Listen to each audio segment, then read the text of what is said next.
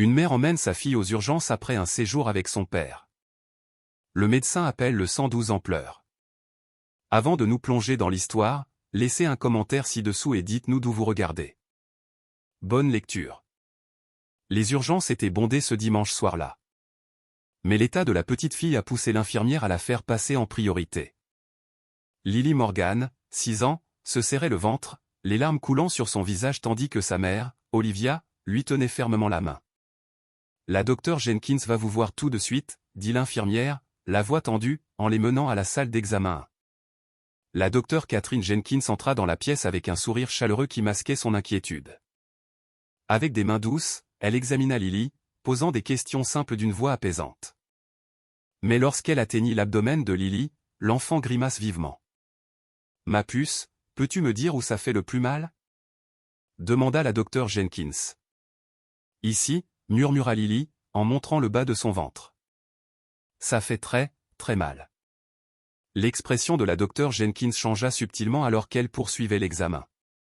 Son regard rencontra brièvement celui d'Olivia, une lueur d'inquiétude passant entre elles. « Depuis combien de temps a-t-elle mal ?» demanda le médecin.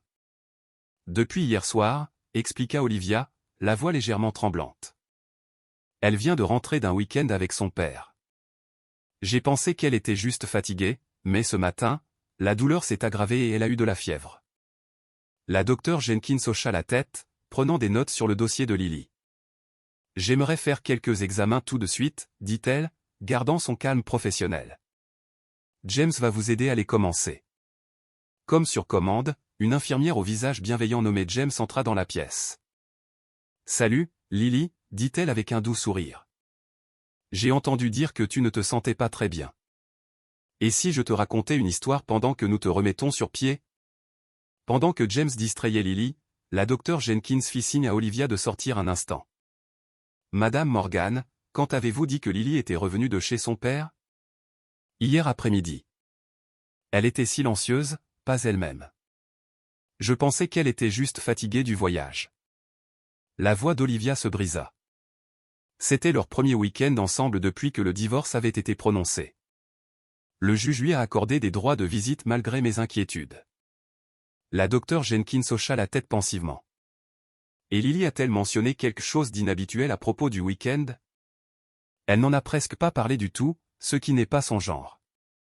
Quand je lui ai demandé si elle s'était amusée à camper avec son père, elle a juste dit qu'il n'était pas allé camper finalement. Les mains d'Olivia tremblaient. Docteur, qu'est-ce qui ne va pas avec ma fille? Je prescris des examens urgents, dit la docteure Jenkins, d'une voix mesurée. Nous devons comprendre ce qui cause les symptômes de Lily. J'aimerais la garder ici jusqu'à ce que nous ayons des réponses. À l'intérieur de la salle d'examen, Lily s'était endormie, épuisée par la douleur et la fièvre. James disposa délicatement une couverture sur sa petite silhouette. Docteur Jenkins, murmura-t-elle, désignant un papier serré dans la main de Lily. C'était un dessin. Des personnages que Lily avait esquissés en attendant d'être vus. Des formes sombres et ombrageuses entouraient une petite silhouette clairement destinée à être Lily, debout dans une maison inconnue. La docteure Jenkins étudia le dessin, son calme professionnel s'effritant un instant. Elle regarda Olivia, puis l'enfant endormi. « Madame Morgan, dit-elle doucement, je dois passer quelques appels. Je vous promets que nous prendrons un excellent soin de Lily. » Alors que la docteure Jenkins sortait de la pièce, Olivia ne put la voir attraper son téléphone avec des doigts tremblants. Elle ne put entendre la voix du médecin se briser légèrement lorsqu'elle demanda une assistance immédiate. Tout ce qu'Olivia savait, c'est qu'en seulement 48 heures, le monde lumineux et joyeux de sa fille unique s'était d'une manière ou d'une autre brisé, et elle n'avait aucune idée de comment le reconstruire. Ce qu'Olivia ne pouvait pas savoir, c'est que les résultats des tests qui arriveraient dans l'heure allaient tout changer. Et l'appel discret que la docteure Jenkins était sur le point de passer allait déclencher des événements qui révéleraient la choquante vérité sur ce qui s'était réellement passé pendant ce week-end loin de chez elle. 48 heures plus tôt, Olivia Morgan se tenait dans son allée, regardant son ex-mari Nathan charger la petite valise violette de Lily dans sa voiture. Le soleil de ce vendredi après-midi projetait de longues ombres sur la pelouse de leur quartier tranquille de Maplewood. « N'oublie pas, elle a besoin de son médicament contre les allergies avant de se coucher, » dit Olivia, tendant à Nathan une pochette zippée de médicaments. « Et elle fait des cauchemars ces derniers temps, alors Monsieur Moustache doit rester avec elle. Elle brandit le chat en peluche bien-aimé sans lequel Lily ne dormait jamais. Nathan prit le jouet avec un sourire impatient. J'assure, Liv. Ce n'est pas comme si je ne m'étais jamais occupé d'elle avant. Mais c'était différent, pensa Olivia. C'était avant que tout ne s'effondre. Avant les disputes et les papiers du divorce.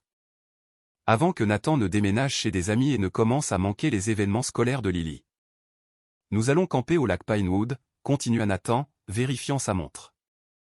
Ça lui fera du bien de prendre l'air, d'apprendre quelques techniques de survie en plein air.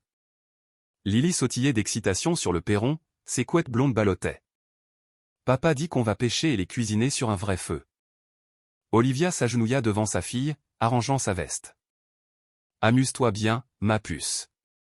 Appelle-moi ce soir avant de te coucher, d'accord? D'accord, maman. Lily jeta ses bras autour du cou d'Olivia, la serrant fort. Ne sois pas triste. Je t'apporterai une pierre spéciale du lac. Alors qu'il s'éloignait, Lily agitait frénétiquement la main depuis la banquette arrière. Olivia lui répondit de la main jusqu'à ce que la voiture disparaisse au coin de la rue, puis elle se serra contre un frisson soudain qui n'avait rien à voir avec la brise automnale. Ce soir-là, le téléphone d'Olivia resta silencieux. À 20h30, bien après l'heure habituelle de l'appel de Lily avant de se coucher, elle essaya le numéro de Nathan. Il tomba directement sur la messagerie vocale. Elle laissa un message, essayant de garder une voix désinvolte. À 22h, après 3 tentatives supplémentaires, l'inquiétude s'était installée comme une pierre dans son estomac. Le lendemain matin apporta un court message de Nathan. Mauvaise réception au camping. Lily s'amuse bien. Ne t'inquiète pas. Eleanor Jenkins, la voisine de 72 ans d'Olivia, la trouva assise sur le porche plus tard cet après-midi-là, téléphone à la main. Vous attendez des nouvelles? Demanda Eleanor, s'asseyant à côté d'elle avec un gémissement qui témoignait de ses articulations vieillissantes. Ils sont allés camper. Nathan a promis qu'elle appellerait, mais... Olivia montra le message à Eleanor. Le visage buriné d'Eleanor se plissa pensivement. Tu sais, en 60 ans de mariage avec Frank, j'ai appris quelque chose d'important. L'intuition d'une mère n'est pas quelque chose à ignorer. Je réagis probablement de manière excessive, dit Olivia, bien que le nœud dans son estomac se serrât. Peut-être, concéda Eleanor. Mais j'ai élevé 5 enfants et il y a eu des moments où je savais juste que quelque chose n'allait pas. Comme quand mon Tommy avait 10 ans et insistait qu'il allait bien pour aller à l'école, mais je l'ai quand même gardé à la maison. Le médecin a trouvé une pneumonie qui commençait cet après-midi-là. Ce soir-là, Olivia reçut enfin un appel. La voix de Lily semblait petite et fatiguée. « Salut, maman. Ma puce, t'amuses-tu au camping? As-tu pêché des poissons? » Une pause. « Je vais bien, ma chérie. Qu'est-ce qui ne va pas? » Rien. Papa dit que je dois y aller maintenant. Attends, Lily. Mais Nathan était déjà au téléphone. Elle est juste fatiguée par toute l'excitation. Nous vous verrons demain après-midi. Lorsque le dimanche arriva enfin, Olivia attendait avec anxiété sur le porche. La voiture de Nathan s'arrêta à 16h30, une demi-heure en retard. Lily ne sauta pas comme prévu. Au lieu de cela, elle marcha lentement vers la maison, son exubérance habituelle était absente. « T'es-tu amusée? » demanda Olivia, étreignant sa fille. Lily tressaillit légèrement au contact. « Je suis très fatiguée, maman. » Nathan remit la valise de Lily sans venir à la porte. « Elle est juste épuisée. » Les enfants, pas vrai? Ils jouent dur, puis s'écroulent. Cette nuit-là, Olivia trouva les vêtements de Lily encore emballés dans sa valise, non portés. Il n'y avait pas de bout de lac sur ses chaussures, pas d'aiguille de pin collée à sa veste, aucune preuve d'un séjour en camping. Lorsque Lily se réveilla à minuit, pleurant et se tenant le ventre, la main d'Olivia sur le front de sa fille confirma ses pires craintes. L'enfant brûlait de fièvre. Que s'est-il passé pendant ces 2 jours? La question entrait Olivia alors qu'elle précipitait sa fille aux urgences, n'imaginant jamais la découverte choquante qui les attendait toutes les deux. Le lendemain matin de leur visite aux urgences, Lily était allongée dans son lit d'hôpital, connectée à des moniteurs qui bipaient régulièrement. Olivia n'avait pas quitté son chevet de la nuit, dormant inconfortablement sur la chaise visiteur, se réveillant au moindre bruit. Maintenant, la lumière du soleil matinal filtrait à travers les stores, projetant des rayures sur le carrelage.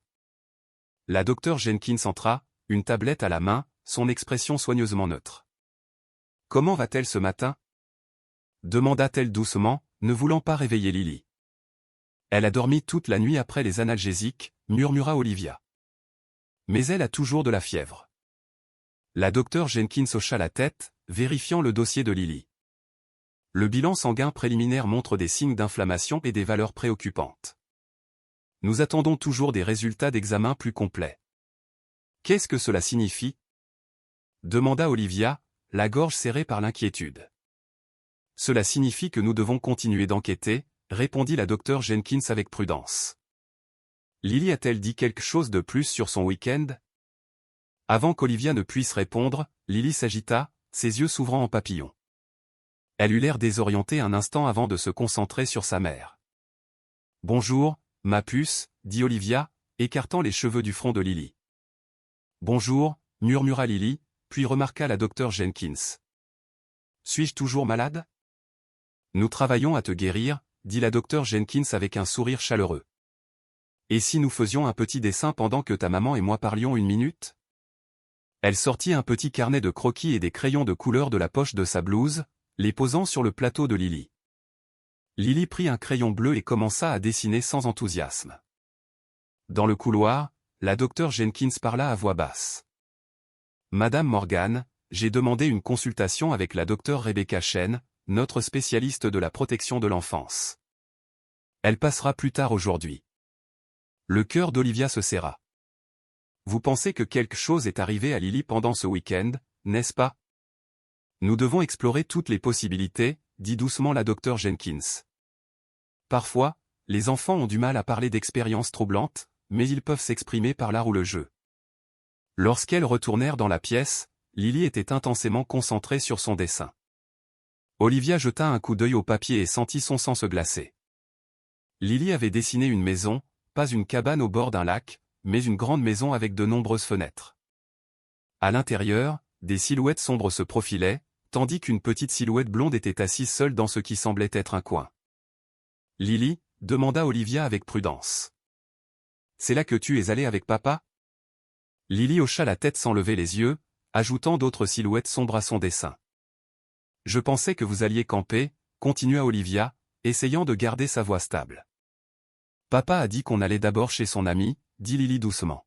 « Mais après, on est juste resté là. » « Et qui sont toutes ces personnes sur le dessin ?»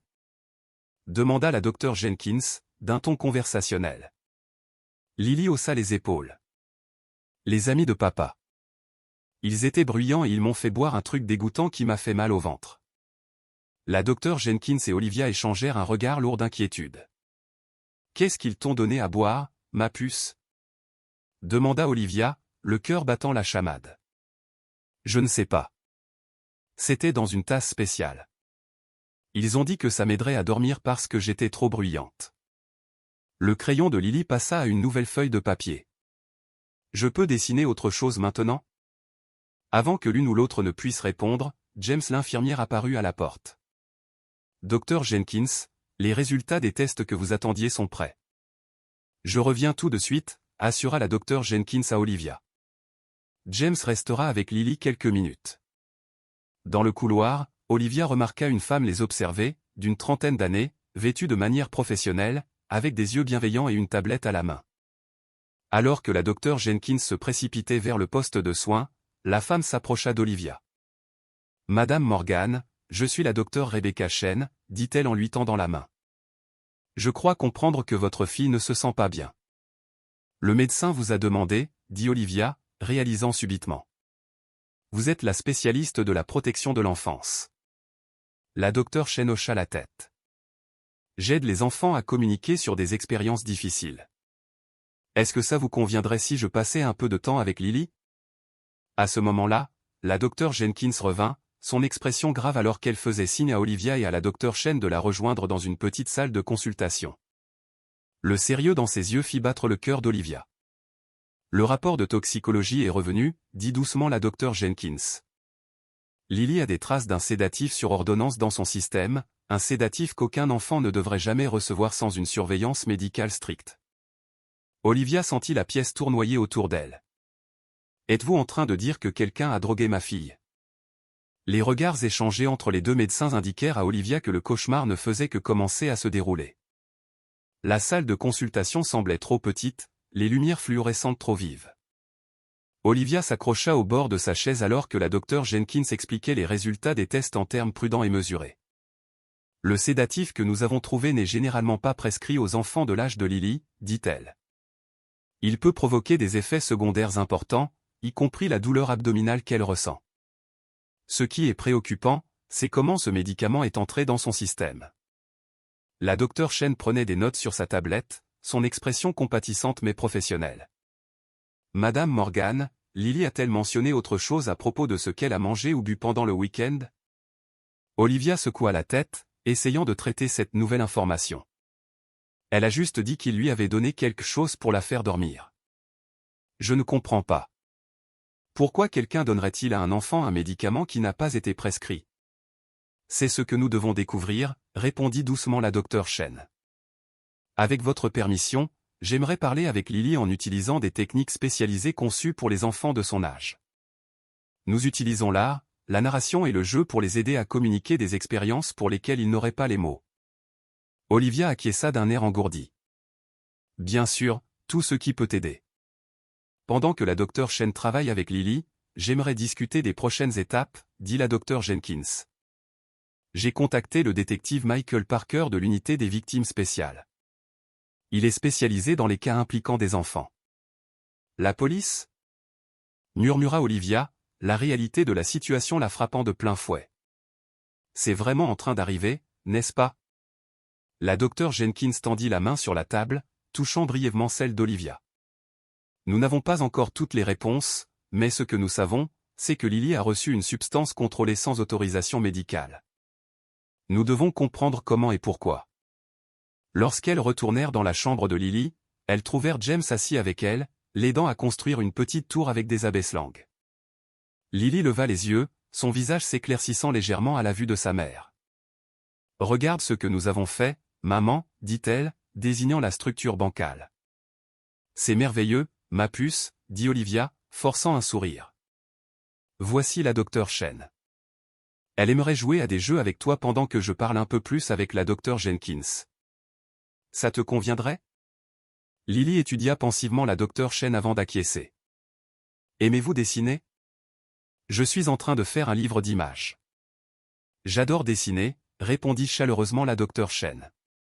Je serais honoré de voir ton livre. Alors qu'Olivia s'engageait dans le couloir avec la docteure Jenkins, un homme grand en costume anthracite les aborda. Son visage bienveillant avait l'air buriné de quelqu'un qui avait trop vu mais n'avait pas perdu son humanité. Madame Morgan, je suis le détective Parker. Sa poignée de main était ferme mais douce. Je comprends que c'est une situation accablante, mais je suis là pour vous aider à obtenir des réponses. Je ne sais même pas quelles questions poser, admit Olivia, la voix brisée. Ma fille était censée aller camper avec son père, mais elle s'est retrouvée dans une maison avec des inconnus qui lui ont donné de la drogue. Ça n'a pas de sens. Commençons par ce que nous savons, suggéra le détective Parker, les guidant vers un coin tranquille de la salle d'attente familiale. Parlez-moi de l'arrangement de garde avec votre ex-mari. Olivia expliqua le récent divorce, la décision du juge d'accorder à Nathan des droits de visite le week-end, malgré ses inquiétudes concernant ses changements de mode de vie depuis leur séparation. Il a commencé à fréquenter un nouveau cercle d'amis, expliqua-t-elle. Des gens que je ne connaissais pas. Il manquait des visites avec Lily, puis arrivait avec des cadeaux coûteux pour se faire pardonner. J'ai dit au juge que j'étais inquiète, mais Nathan a convaincu tout le monde que j'étais juste une ex-femme amère. Le détective Parker prenait des notes, posant occasionnellement des questions de clarification. Connaissez-vous certains de ses amis par leur nom? Il en a mentionné un. Il a appelé Victor plusieurs fois. Je pense qu'ils travaillent ensemble. Leur conversation fut interrompue lorsque la docteure Chen apparut à la porte, son expression préoccupée. Madame Morgan, détective Parker, je pense que vous devriez voir ceci. Elle les ramena dans la chambre de Lily. Plusieurs dessins étaient étalés sur le lit, chacun représentant la même grande maison avec plusieurs pièces. Dans un dessin, des silhouettes sombres tenaient de petites tasses. Dans un autre, une petite fille blonde était allongée sur un canapé tandis que des adultes se tenaient autour d'elle. Mais c'est le dernier dessin qui fit s'arrêter le cœur d'Olivia. Lily avait dessiné une carte, enfantine mais reconnaissable, montrant une maison sur une rue appelée Oak Road avec une grande boîte aux lettres bleues en forme de poisson. Lily s'est souvenue de l'adresse, dit doucement la docteur Chen. Elle dit que c'est là que se trouve la maison avec les gens méchants. Le détective Parker photographia soigneusement chaque dessin avec son téléphone. Madame Morgan, dit-il, sa voix portant maintenant le poids de la détermination professionnelle. Je dois contacter mon équipe immédiatement. Nous avons peut-être identifié un lieu d'intérêt significatif. Alors qu'il sortait pour passer l'appel, Olivia regarda sa fille, petite et vulnérable dans le lit d'hôpital, mais assez courageuse pour dessiner la vérité quand elle ne pouvait pas la dire. « Tu es en sécurité maintenant », murmura Olivia, caressant les cheveux de Lily. « Je te le promets. » Mais alors que la voix urgente du détective Parker portait depuis le couloir, Olivia réalisa qu'il ne faisait que commencer à découvrir la troublante réalité de ce qui s'était passé pendant ces 48 heures manquantes. Le détective Parker travailla avec une efficacité remarquable. Le soir, il avait rassemblé une petite équipe qui se réunit dans une salle de conférence privée à l'hôpital. Olivia s'assit parmi eux, se sentant à la fois déplacée et désespérément nécessaire alors qu'il discutait du cas de sa fille. Nous avons identifié une propriété sur Oak Road correspondant à la description de Lily, expliqua le détective Parker, affichant des photos sur sa tablette. Elle est enregistrée au nom d'un Victor Reynolds. Le nom fit passer un frisson à travers Olivia. C'est l'ami que Nathan a mentionné. Nous nous préparons à exécuter un mandat de perquisition, poursuivit Parker. Mais d'abord, nous devons comprendre autant que possible ce que Lily a vécu là-bas. La docteure Chen hocha la tête solennellement. Les enfants de l'âge de Lily peinent souvent à verbaliser les expériences traumatisantes, mais ils sont remarquablement observateurs. Les détails de ces dessins, la boîte aux lettres en forme de poisson, le nombre de fenêtres, même la couleur de la porte d'entrée suggèrent qu'elle se souvient avec clarté. Un léger coup frappa, interrompant la conversation, alors que James l'infirmière passait la tête par la porte. « Désolé de vous interrompre, mais Lily demande sa maman. Elle semble anxieuse. » Olivia trouva Lily assise dans son lit, serrant fermement Monsieur Moustache. Son petit visage s'éclaircit en voyant sa mère. « Je croyais que tu étais partie, » murmura Lily. « Jamais, » promit Olivia, s'asseyant sur le bord du lit. « Je suis juste là. » Les yeux de Lily se tournèrent vers l'embrasure de la porte où le détective Parker les observait avec une expression douce. « C'est qui cet homme, maman ? Il est fâché contre moi ? » « Non, ma puce, » l'assura Olivia. « C'est le détective Parker. C'est un policier qui aide les enfants. Il pense que tu es très courageuse. » Parker s'approcha lentement, s'agenouillant pour se mettre à la hauteur de Lily. « Bonjour, Lily. J'adore tes dessins. Ils nous aident à comprendre ce qui s'est passé dans cette maison. » Lily l'étudia attentivement. « Vous allez trouver les gens qui font peur ? » « C'est mon travail, » dit Parker avec une confiance tranquille. « Mais j'ai besoin de ton aide. Peux-tu être mon assistante détective spéciale ? » Pour la première fois depuis son retour du week-end, Lily sourit. Juste un petit sourire, mais il transforma son visage. Comme à la télé avec un badge. Parker fouilla dans sa poche et sortit un autocollant de badge de jeune détective brillant. Exactement comme ça, les détectives spéciaux remarquent des choses que les autres manquent. Peux-tu me dire ce dont tu te souviens à l'intérieur de la maison ? Des détails spéciaux ?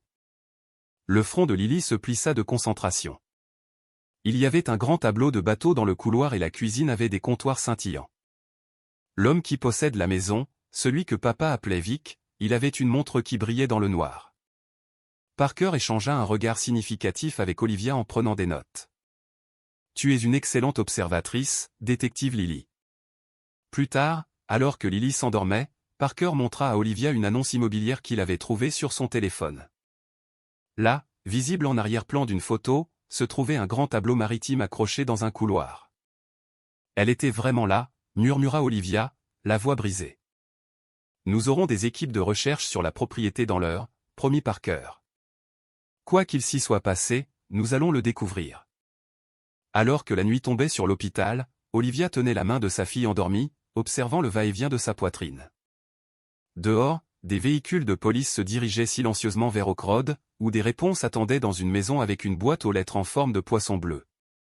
L'aube se leva sur l'hôpital de Maplewood alors qu'Olivia somnolait sur la chaise à côté du lit de Lily. Elle se réveilla au toucher doux de la docteure Jenkins sur son épaule. « Madame Morgan », murmura le médecin. Le détective Parker est là avec une mise à jour. Dans le couloir, Parker avait l'air fatigué, mais concentré, son costume légèrement froissé par ce qui avait clairement été une longue nuit. « Nous avons exécuté le mandat de perquisition à la résidence de Victor Reynolds, expliqua-t-il, guidant Olivia vers un coin tranquille. Tout correspondait à la description de Lily. La boîte aux lettres en forme de poisson, le tableau maritime, même le comptoir en quartz qu'elle appelait scintillant. Olivia se serra dans ses bras. « Qu'avez-vous trouvé ?» ?»« Des preuves confirmant que Lily était là, » dit Parker avec prudence. « Nous avons trouvé des médicaments sur ordonnance dans la maison, y compris le sédatif détecté dans le système de Lily. Il y avait de nombreux contenants d'alcool et des indicateurs que la maison est fréquemment utilisée pour des fêtes. Et Nathan, mon ex-mari, nous l'avons interpellé pour interrogatoire tôt ce matin. » Son récit présentait des incohérences. L'expression de Parker se durcit légèrement. Il admet avoir emmené Lily chez Victor au lieu de camper, affirmant qu'il n'avait fait qu'une brève halte. Confronté aux preuves qu'ils y étaient restés tout le week-end, il a changé son histoire. Olivia se sentit mal. A-t-il expliqué pourquoi il a donné ce médicament à Lily? Il n'y avoir administré quoi que ce soit à Lily lui-même, suggérant qu'elle aurait pu trouver quelque chose ou que l'un des amis de Victor aurait pu lui donner quelque chose pour l'aider à dormir pendant leur fête de samedi soir. La voix de Parker portait une colère contenue. Indépendamment de qui le lui a physiquement donné, il a placé Lily dans cet environnement. Une fête? La voix d'Olivia monta. Il a emmené notre fille de 6 ans à une fête d'adultes où des drogues circulaient? Parker hocha la tête d'un air sombre. Nous avons déjà identifié plusieurs participants. Les mauvaises décisions de votre ex-mari ont mis Lily en danger, Madame Morgan. Nous montons un dossier pour mise en danger d'enfants et négligence. Leur conversation fut interrompue par James qui se précipitait vers eux. La docteure Jenkins a besoin de vous deux dans la chambre de Lily maintenant. Ils se précipitèrent pour trouver la docteure Jenkins et la docteure Chen avec Lily, qui était complètement éveillée et tenait un nouveau dessin. Son petit visage était animé alors qu'elle pointait des détails sur le papier. « Je me suis souvenu de quelque chose d'autre, » leur dit-elle sincèrement.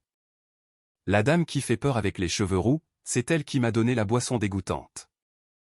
Elle a dit que c'était un médicament spécial parce que j'étais trop bruyante pendant leur fête d'adultes. » La docteure Chen prit délicatement le dessin.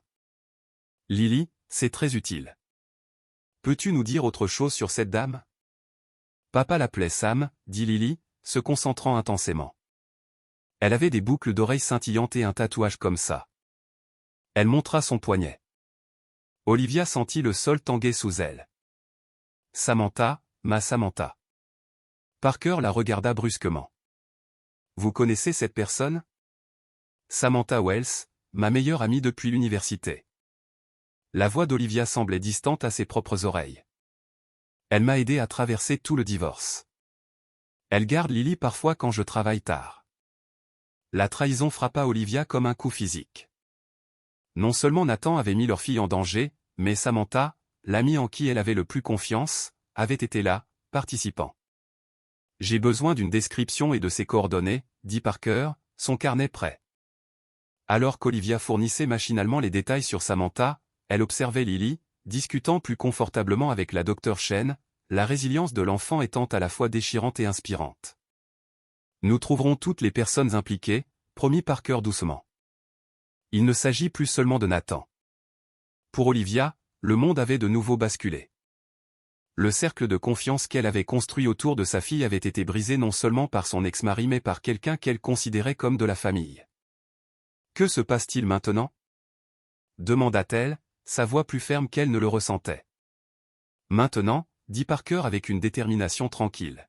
« Nous allons nous assurer que justice est rendue à Lily. » Devant la fenêtre de l'hôpital, la lumière du soleil matinal peignait le monde de teintes trompeusement paisibles. Tandis qu'à l'intérieur, les pièces d'un troublant puzzle continuaient de s'assembler. Les ombres de l'après-midi s'étiraient dans la chambre d'hôpital de Lily alors qu'elle faisait une sieste paisible, bénéficiant enfin d'un repos adéquat après l'ajustement de sa médication. Olivia était assise à proximité, faisant défiler de vieilles photos sur son téléphone. Des photos de moments plus heureux qui semblaient maintenant des scènes de la vie de quelqu'un d'autre. Une alerte de message texte rompit sa rêverie. Cafétéria de l'hôpital. J'ai besoin de voir Parker. Après s'être assurée que Lily était à l'aise, James veillant sur elle, Olivia descendit. Elle trouva le détective Parker à une table de coin avec une femme qu'elle ne reconnaissait pas, d'une quarantaine d'années, vêtue de manière professionnelle, avec un air d'autorité tranquille. Madame Morgan, voici la procureure Caroline Winters, les présenta Parker. Elle s'intéresse personnellement au cas de Lily. S'il vous plaît, appelez-moi Olivia, dit-elle, serrant la main de la procureure avant de s'asseoir. La procureure Winters ouvrit un dossier sur la table. Je voulais vous rencontrer en personne, Olivia. Ce qui est arrivé à votre fille est inacceptable, et je suis ici pour m'assurer que toutes les personnes responsables soient tenues pour responsables. Avez-vous arrêté Samantha?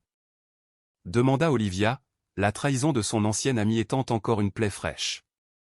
Nous l'avons interpellée pour interrogatoire il y a 1 heure, confirma Parker. Son récit est révélateur. Il fit glisser une photographie sur la table. Une image de surveillance montrant Nathan et Samantha entrant ensemble dans une bijouterie 3 mois plus tôt. Ils se fréquentaient romantiquement depuis au moins 6 mois, expliqua doucement Parker.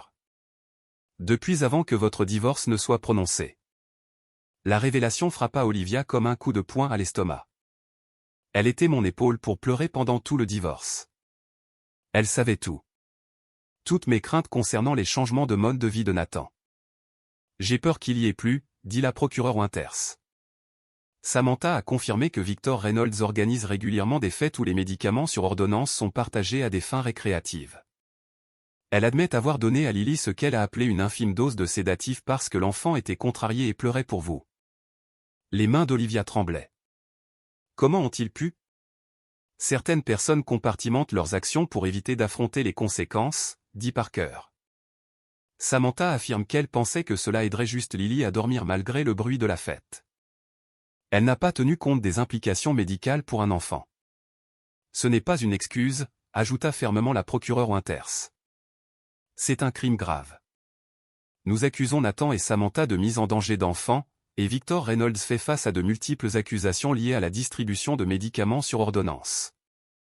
Une notification retentit sur le téléphone de Parker. Il la vérifia, son expression devenant sombre. Ils viennent de ramener Nathan.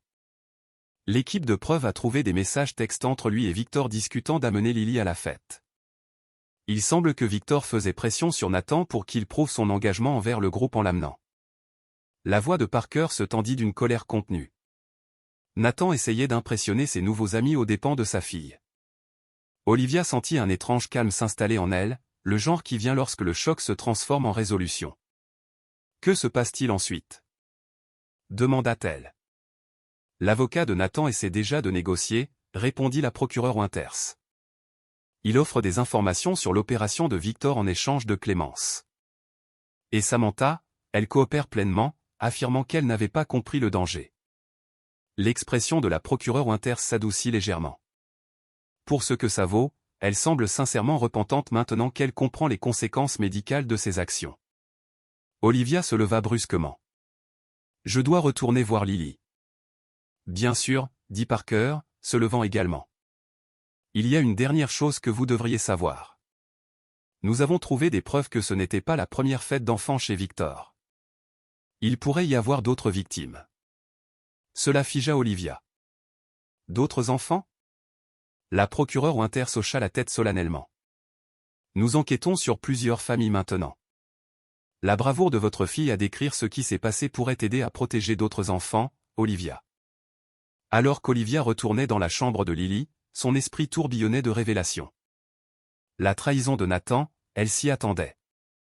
Mais l'implication de Samantha la frappa plus fort. Pourtant, au milieu de la douleur, une nouvelle pensée émergea. L'expérience de Lily, aussi terrible soit-elle, pourrait empêcher d'autres enfants de subir des destins similaires. Dans l'ascenseur, Olivia aperçut son reflet dans les portes polies. Des yeux fatigués, Un front soucieux, mais quelque chose d'autre aussi. De la détermination. Pour la première fois depuis que ce cauchemar avait commencé, elle ne se sentait pas impuissante. Lorsque les portes s'ouvrirent à l'étage de Lily, la docteure Jenkins l'attendait avec ses propres nouvelles. Les derniers tests de Lily montrent une amélioration, dit-elle avec un petit sourire. Si cela continue, elle pourrait rentrer à la maison demain. La maison. Le mot avait maintenant un nouveau poids. Non seulement un lieu, mais une promesse de sécurité qu'Olivia était déterminée à tenir pour Lily et peut-être aussi pour d'autres.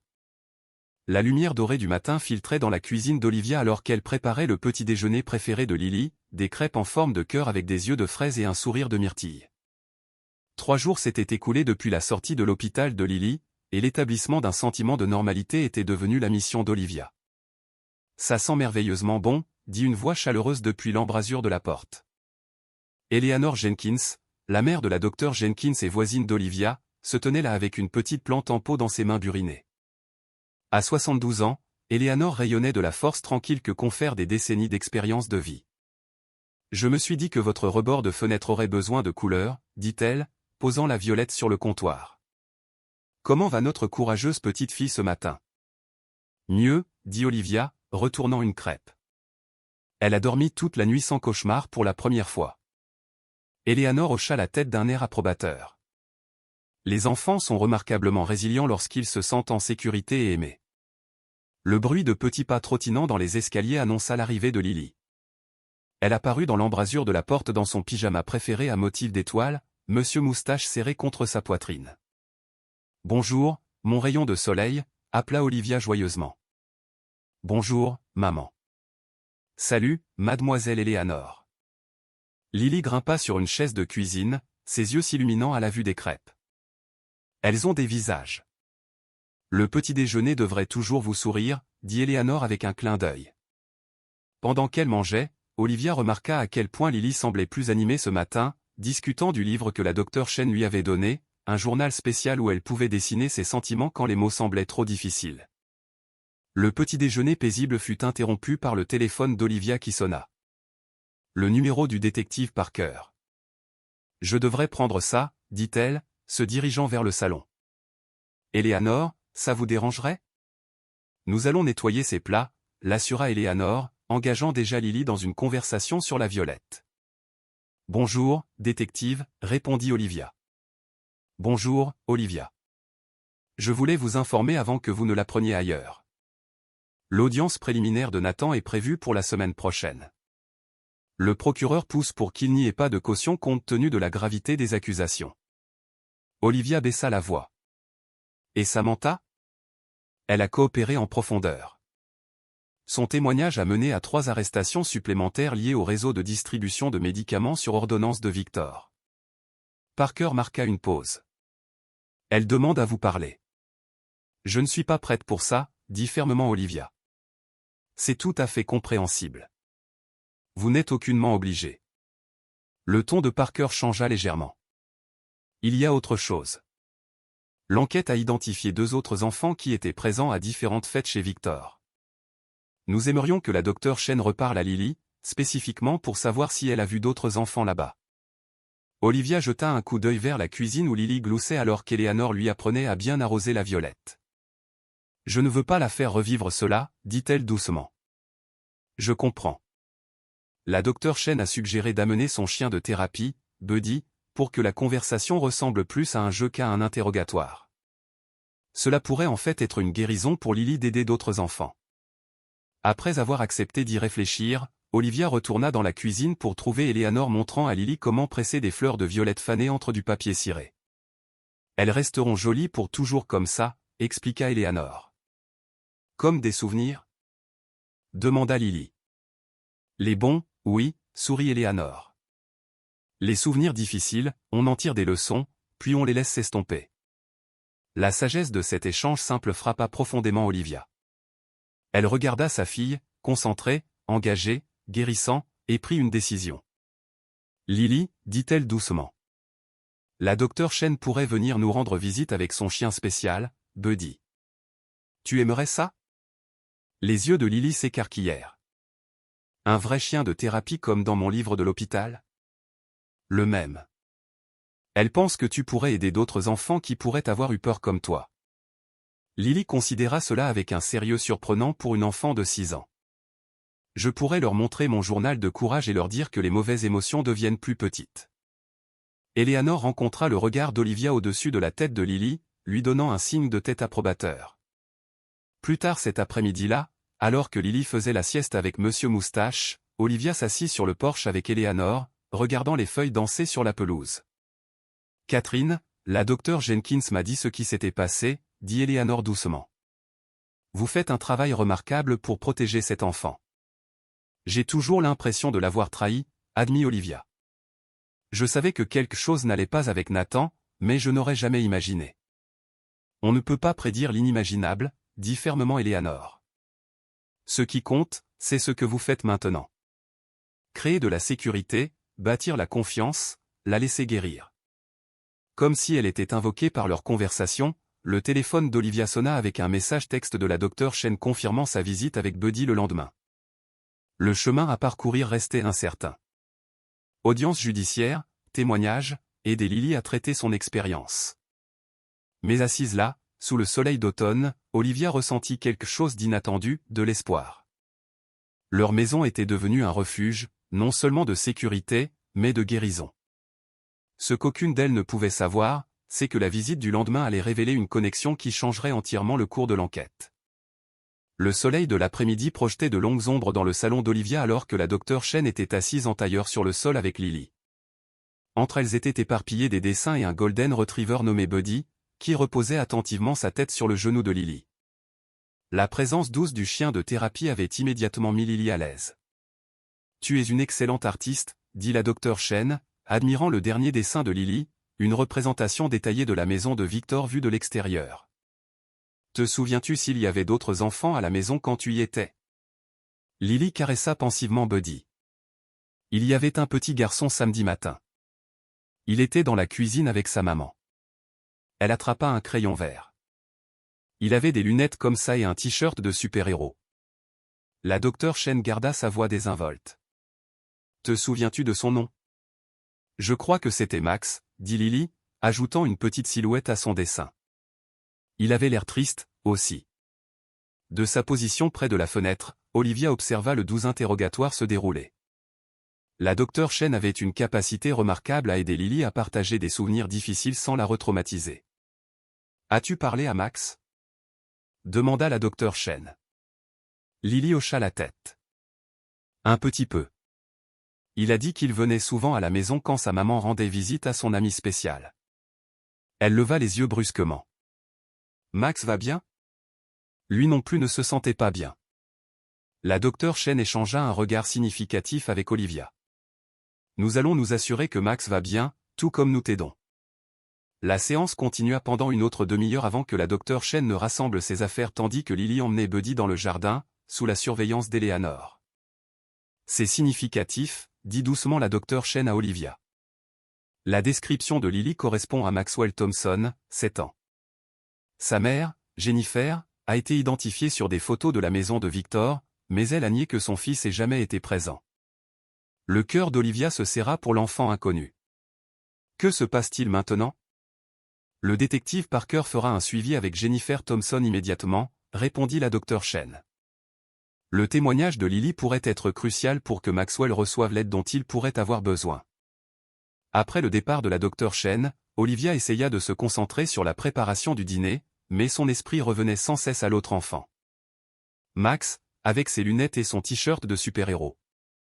Une autre victime de l'imprudence des adultes. Ses pensées furent interrompues par un coup à la porte d'entrée. Par le Judas, elle vit un visage qui lui glaça le sang, Samantha. Olivia entr'ouvrit la porte, la chaîne de sécurité enclenchée. « Tu ne devrais pas être ici. » Samantha avait l'air terrible. Son maquillage habituellement parfait était absent, des cernes sous les yeux. « S'il te plaît, Liv, 5 minutes. C'est tout ce que je demande. » Tu as donné de la drogue à ma fille, siffla Olivia. Tu nous as trahis toutes les deux. Je sais. La voix de Samantha se brisa. Ce que j'ai fait est impardonnable. Je ne demande pas pardon. Ce que tu veux? Je dois te donner des informations que la police n'a pas encore. Samantha jeta un regard nerveux par-dessus son épaule. À propos de Victor et des autres enfants. Contre son meilleur jugement, Olivia détacha la chaîne mais bloqua l'entrée. Tu as 3 minutes et tu n'entres pas. Samantha hocha la tête, acceptant la limite. Victor organise ses fêtes depuis plus d'1 an. Les enfants n'étaient pas censés en faire partie, mais parfois les parents les amenaient quand la garde d'enfants n'était pas possible. Victor a commencé à garder des films et des jouets pour enfants pour les occuper dans une autre pièce. Pendant que les adultes se droguaient, ajouta Olivia amèrement. Oui, admit Samantha. Mais récemment, Victor a commencé à encourager les gens à amener leurs enfants. Il disait que c'était pour normaliser les réunions familiales, mais quelque chose ne collait pas. Les instincts protecteurs d'Olivia s'enflammèrent. Que veux-tu dire? Il a pris des photos des enfants. Il a dit que c'était pour un album communautaire, mais je n'ai jamais vu d'album. Samantha baissa la voix. Je pense qu'il prépare quelque chose de pire. Olivia, je pense que Nathan savait et essayait de l'impressionner en amenant Lily. Olivia se sentit mal. As-tu dit ça à la police? Pas tout. J'ai peur, Liv. Victor a des amis puissants. Avant qu'Olivia ne puisse répondre, son téléphone sonna. Le détective Parker. Je dois prendre ça, dit-elle froidement à Samantha. Olivia. La voix de Parker était urgente. Jennifer Thompson vient de confirmer que son fils était chez Victor le même week-end que Lily. Elle a accepté de coopérer, mais elle est terrifiée. Elle dit que Victor a pris des photos des enfants. Le parallèle avec ce que Samantha venait de révéler fit passer un frisson à travers Olivia. Je sais, dit-elle. Samantha est à ma porte en ce moment et me dit la même chose. Il y eut un moment de silence stupéfait avant que Parker ne réponde, gardez-la là. J'arrive dans 5 minutes. Quand Olivia se retourna vers la porte, elle vit une vraie peur dans les yeux de Samantha. Il arrive ici, n'est-ce pas? Demanda Samantha. Bien. Il est temps de tout dire. Alors qu'elles attendaient dans un silence intense l'arrivée du détective Parker, Olivia réalisa que l'affaire s'était étendue bien au-delà de ce que l'une d'elles avait initialement soupçonné. Victor Reynolds n'organisait pas seulement des fêtes de drogue. Il avait un plan plus sinistre impliquant les enfants. Et d'une manière ou d'une autre, son ancienne meilleure amie détenait des pièces cruciales du puzzle. La voiture de police banalisée du détective Parker s'arrêta devant la maison d'Olivia avec une telle efficacité tranquille que Lily, jouant toujours avec Buddy dans le jardin, resta heureuse dans son ignorance de la tension qui se déroulait à la porte d'entrée. Samantha était assise rigidement sur la balançoire du porche tandis qu'Olivia montait la garde près de la porte, les bras croisés. Mademoiselle Wells, salua Parker Samantha avec un détachement professionnel alors qu'il s'approchait. Je crois comprendre que vous avez des informations supplémentaires sur Victor Reynolds. Samantha hocha la tête, ses mains tremblant légèrement. Il y a une pièce verrouillée dans le sous-sol de Victor. Nathan m'a dit que Victor y gardait des projets spéciaux. Je n'y suis jamais entré, mais je l'ai vu entrer un code sur un clavier. L'expression de Parker resta neutre, mais ses yeux s'aiguisèrent. Vous souvenez-vous d'une partie de ce code? Tout, répondit Samantha. 25 817. J'ai un truc pour les chiffres. Parker tapa cela sur son téléphone, puis demanda, pourquoi vous manifestez maintenant? À cause du dessin de Lily, dit Samantha, la voix brisée. Celui de Max dans la cuisine. J'étais là ce matin-là. Je les ai vus tous les deux. 2 enfants innocents pris dans notre désordre. Elle regarda directement Olivia. Je me suis menti à moi-même sur beaucoup de choses, Liv, prétendant que ce que nous faisions n'était pas si grave. Mais en le voyant à travers les yeux de Lily, je ne peux plus me cacher de la vérité. Parker échangea un regard avec Olivia avant de s'adresser à nouveau à Samantha. Je dois vous demander de venir au poste pour faire une déclaration formelle. Alors que Parker escortait Samantha jusqu'à sa voiture, Olivia remarqua Eleanor les observer depuis le jardin latéral, l'inquiétude gravée sur son visage. Elle avait discrètement protégé Lily de la scène tendue. « Tout va bien ?» demanda Eleanor à Olivia alors qu'elle s'approchait. « Je pense que ça finira par aller, » répondit Olivia, regardant la voiture de Parker disparaître dans la rue. La vérité éclate enfin. Plus tard ce soir-là, Après que Lily ait été couchée avec Monsieur Moustache et une veilleuse projetant des motifs d'étoiles au plafond, le téléphone d'Olivia sonna. Nous avons exécuté un autre mandat de perquisition sur la propriété de Victor, lui dit Parker. La pièce du sous-sol contenait de l'équipement informatique et des dossiers volumineux. Je ne peux pas encore partager les détails, mais les informations de Samantha étaient exactes et extrêmement précieuses. Est-ce aussi grave que nous le craignons? Demanda Olivia. Nous sommes toujours en train d'évaluer, mais oui, admit Parker. Cependant, il y a une lueur d'espoir. Nous avons identifié plusieurs autres enfants qui pourraient avoir été à ces fêtes. Nous contactons leur famille maintenant. Après avoir raccroché, Olivia s'assit sur son porche arrière, regardant les lucioles clignoter dans l'obscurité grandissante. Une main douce sur son épaule la fit lever les yeux pour trouver Eleanor lui offrant une tasse de thé fumante. Conversation difficile ce soir? Demanda la vieille femme, s'installant sur la chaise à côté d'elle. Les plus difficiles, admit Olivia, mais des conversations nécessaires. Eleanor hocha la tête sagement. La lumière trouve toujours son chemin à travers les fissures, ma chère. C'est ainsi que la guérison commence. De l'autre côté de la ville, dans une salle d'interrogatoire au poste de police, le témoignage de Samantha devenait l'étincelle qui allait illuminer l'obscurité que Victor Reynolds avait soigneusement cultivée autour de son opération et potentiellement sauver d'autres enfants du danger. La salle de réunion du centre communautaire bourdonnait de conversations feutrées alors que les familles arrivaient une par une. Olivia était assise près du devant, observant le détective Parker et la procureure Winters disposer du matériel sur une table. 10 jours s'étaient écoulés depuis la révélation de Samantha, et l'enquête s'était considérablement étendue. Merci à tous d'être venus, commença Parker une fois que tout le monde fut assis. Je sais que ce n'est pas facile, mais en étant ici aujourd'hui, vous faites un pas important vers la justice et la guérison. Olivia parcourut la pièce du regard. Cet autre parent, tous l'air aussi sous le choc qu'elle l'avait été cette première nuit à l'hôpital. La plupart avaient des enfants de l'âge de Lily.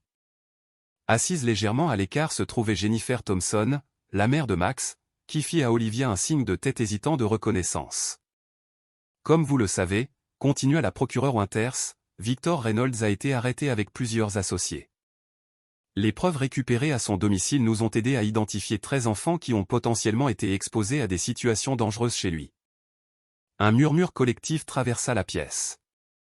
Aujourd'hui, nous voulons vous expliquer les prochaines étapes légales, vous présenter des ressources pour vos familles et créer un réseau de soutien. Personne ne devrait affronter cela seul. La docteure Chen s'avança, sa présence calme apaisant immédiatement l'atmosphère anxieuse. Les enfants traitent les traumatismes différemment des adultes. Beaucoup d'entre vous ont signalé des changements dans le comportement de leur enfant, des troubles du sommeil, une anxiété accrue, des plaintes physiques. Ce sont des réactions normales à des situations anormales. Elle distribua des dossiers contenant des informations sur les services de thérapie pour enfants, les groupes de soutien et les stratégies pour aider les enfants à se sentir de nouveau en sécurité. Le facteur de guérison le plus puissant pour les enfants est d'avoir un adulte de confiance qui les croit et crée de la cohérence, expliqua la docteure Chen. Vous faites déjà le travail le plus important en étant ici. Pendant une courte pause, Jennifer Thompson s'approcha d'Olivia avec hésitation. Votre fille est Lily, n'est-ce pas? Demanda-t-elle. Max parle d'elle.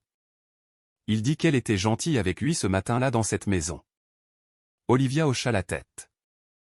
Lily a aussi mentionné Max. Elle s'inquiétait pour lui.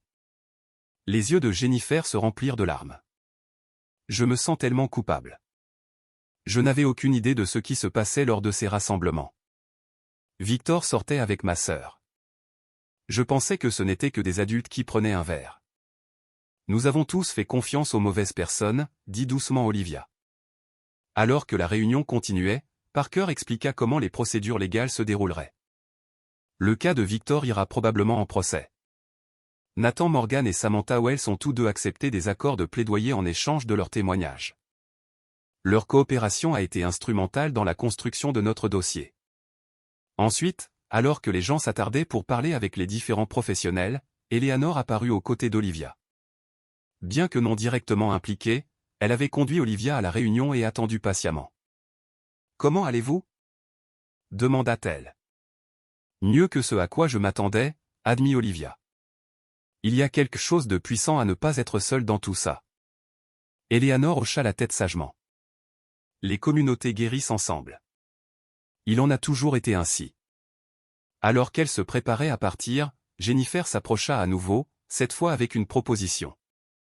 Certains d'entre nous pensaient à commencer une réunion café hebdomadaire. Juste des parents qui se soutiennent mutuellement. Cela vous intéresserait-il? Pour la première fois depuis des semaines, Olivia sentit un sourire sincère se dessiner. J'aimerais beaucoup. En rentrant chez elle, Eleanor remarqua le changement d'humeur d'Olivia. Quelque chose a changé pour vous aujourd'hui. Olivia regarda les rues familières de leur quartier défiler, pensant à Lily qui l'attendait à la maison avec James, qui avait gentiment proposé de garder l'enfant. J'étais tellement concentrée sur la protection de Lily que j'ai oublié quelque chose d'important, dit-elle. Nous ne sommes pas seulement des survivants, nous sommes des bâtisseurs. Alors que la soirée s'installait sur Maplewood, un nouveau réseau de soutien se formait. Des parents unis par un traumatisme partagé, mais déterminés à créer quelque chose de plus fort à partir des morceaux brisés. Le chemin à parcourir restait difficile, mais personne ne le marcherait seul. La lumière dorée du matin filtrait à travers les fenêtres du palais de justice alors qu'Olivia redressait le col de la robe bleue de Lily. Aujourd'hui marquait l'audience préliminaire dans l'affaire Victor Reynolds. Et bien que Lily ne témoignerait pas, sa présence dans le bâtiment était requise pour d'éventuelles questions du juge en chambre. « Tu te souviens de ce que nous avons pratiqué ?» demanda Olivia doucement. « Tu resteras avec mademoiselle Rebecca dans la salle d'attente spéciale avec les jouets et les livres. » Lily hocha la tête, serrant Monsieur Moustache, qui avait obtenu une permission spéciale pour l'accompagner. « Et si j'ai peur, je peux le serrer 3 fois et compter mes respirations. »« C'est ça, ma puce. » Olivia lui embrassa le front. « Tu es la personne la plus courageuse que je connaisse. » Eleanor les avait accompagnés pour un soutien moral et resterait avec Lily pendant qu'Olivia témoignerait. Alors qu'elle s'approchait de la salle d'audience, le détective Parker les rencontra dans le couloir. « Bonjour, Lily, dit-il, s'agenouillant à sa hauteur. « Merci d'être venue nous aider aujourd'hui. » Lily lui fit un acquiescement solennel. « Max est là aussi ?»« Il arrivera bientôt », confirma Parker. Sa maman pensait que ce serait bien si vous pouviez vous asseoir ensemble dans la salle d'attente. Ça vous irait? Le visage de Lily s'éclaircit. Oui, je pourrais lui montrer mon journal de courage. Après avoir installé Lily avec Eleanor et Rebecca dans la salle d'attente pour enfants, Olivia suivit Parker vers la salle d'audience. Juste devant les portes, elles rencontrèrent Jennifer Thompson arrivant avec Max, qui portait en effet des lunettes et un t-shirt de super-héros. Les enfants échangèrent de timides saluts tandis que les adultes conféraient brièvement. « Êtes-vous prête ?» demanda Parker aux 2 femmes. Olivia prit une profonde inspiration. « Autant que je le serai jamais. » La salle d'audience semblait caverneuse et froide malgré la chaleur estivale à l'extérieur. Victor Reynolds était assis à la table de la défense, son costume coûteux et sa posture confiante contrastant fortement avec les épaules voûtées de Nathan 3 rangées plus loin. Leurs regards se croisèrent brièvement. Ceux de Nathan remplis de honte, ceux d'Olivia d'une résolution déterminée. La procureure Winters avait préparé Olivia à ce à quoi s'attendre, mais rien n'aurait pu la préparer à l'interrogatoire agressif de l'avocat de la défense. Chaque aspect de son rôle parental fut scruté, chaque décision concernant le divorce disséquée. Aviez-vous des inquiétudes concernant le rôle parental de votre ex-mari avant cet incident? Insista l'avocat de la défense. J'avais des inquiétudes concernant ces changements de mode de vie, répondit Olivia avec assurance. Mais je n'ai jamais imaginé qu'il mettrait notre fille en danger. Alors, vous avez volontairement permis à votre fille de partir avec lui malgré ses inquiétudes? J'ai suivi le calendrier de visite ordonné par le tribunal, expliqua Olivia, maintenant son sang-froid malgré l'implication qu'elle partageait la faute. Je croyais qu'entretenir une relation avec son père était important. Pendant près de 2 heures, Olivia endura des questions conçues pour saper sa crédibilité et détourner l'attention des actions de Victor. Le sacrifice de sa vie privée, ses émotions mises à nu dans ce forum public, était le prix à payer pour rechercher la justice pour Lily. Lorsque Jennifer témoigna après elle, leurs regards se croisèrent dans un moment de solidarité. Le même processus exténuant serait répété. Une autre mère exposant l'expérience douloureuse de sa famille au service de la vérité. Pendant une brève suspension, Olivia se glissa dans la salle d'attente pour enfants. Lily et Max étaient assis à une petite table, tête baissée sur des dessins, tandis qu'Eleanor les observait depuis une chaise voisine. Elles sont devenues de rapides amies, murmura Eleanor. Elles ont comparé leurs préférences en matière de super-héros pendant la dernière heure.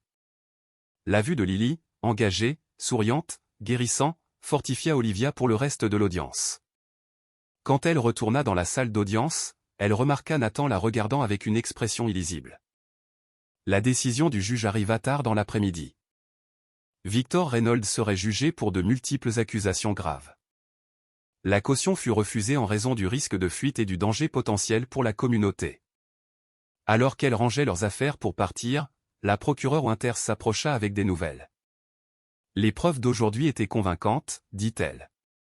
Si convaincantes que 3 autres familles se sont manifestées après avoir suivi les délibérations. Cette affaire s'amplifie, Olivia.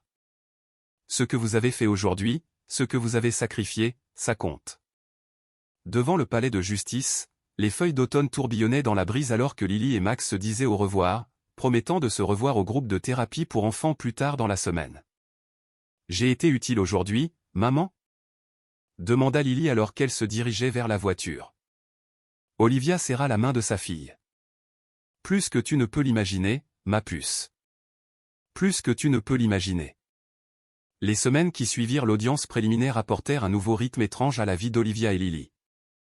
L'automne s'intensifia autour d'elle, les feuilles tapissant le jardin d'Eleanor où Lily passait désormais des après-midi paisibles à apprendre à s'occuper des plantes.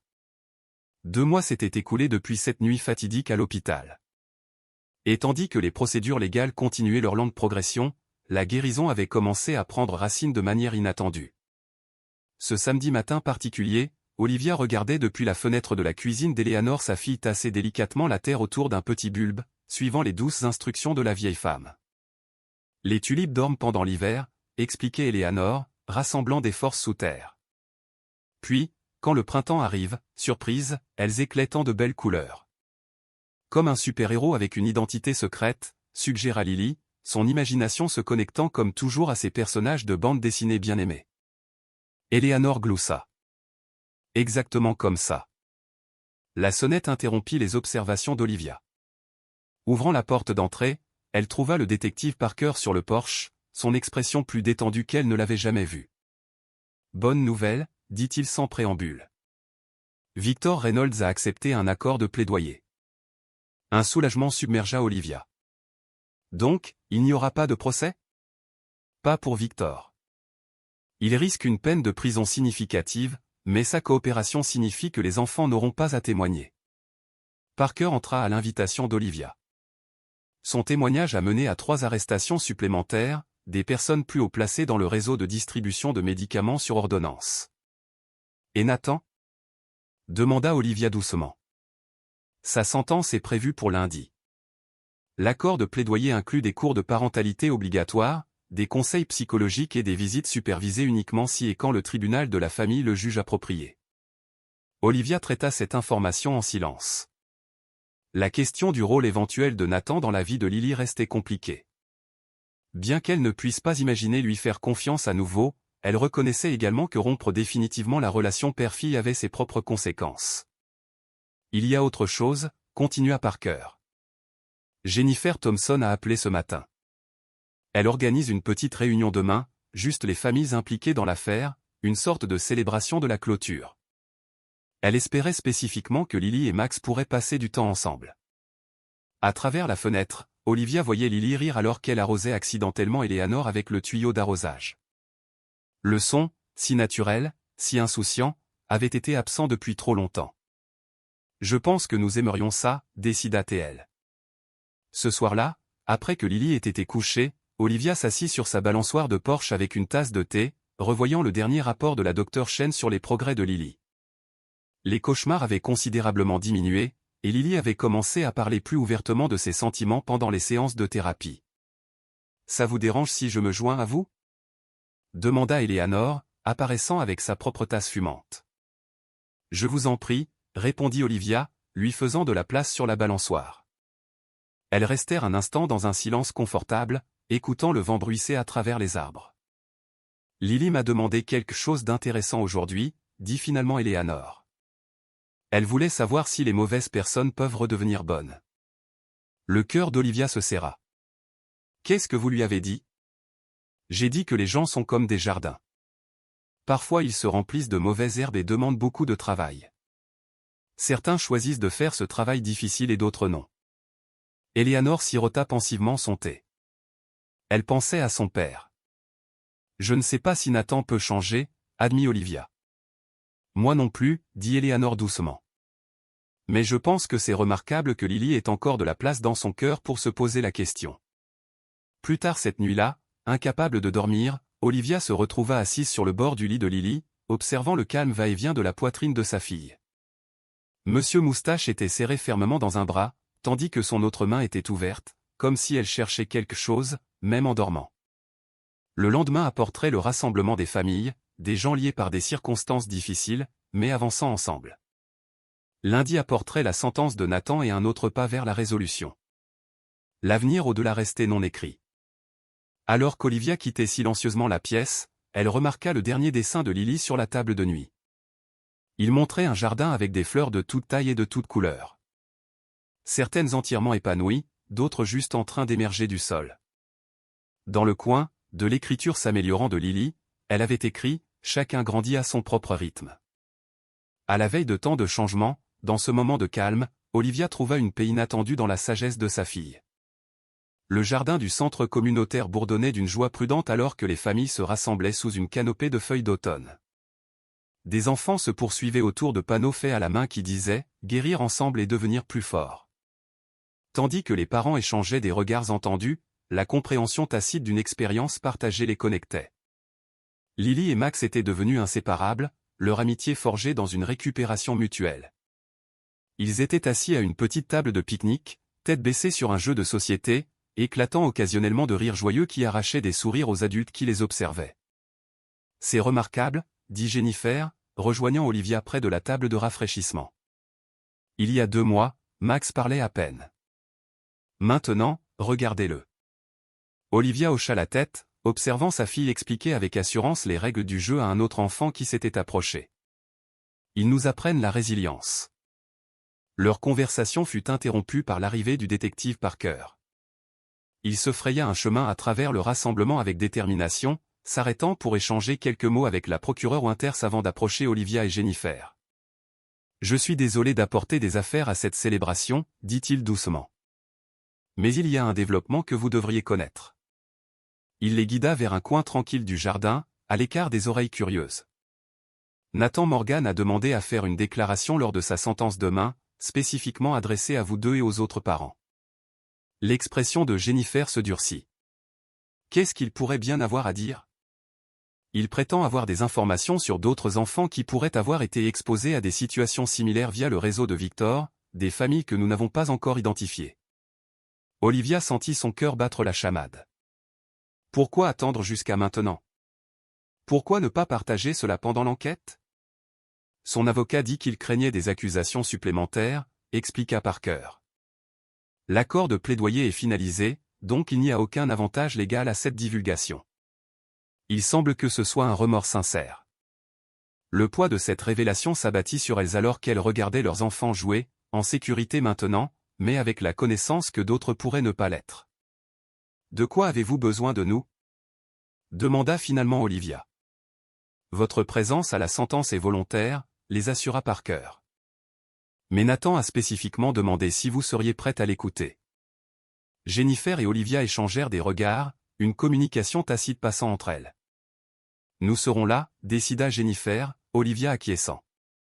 Pas pour lui, mais pour ses autres enfants. La célébration continua autour d'elle, mais l'esprit d'Olivia était maintenant fixé sur la confrontation de demain. Les mots de Nathan offriraient-ils une clôture ou rouvriraient-ils simplement des plaies?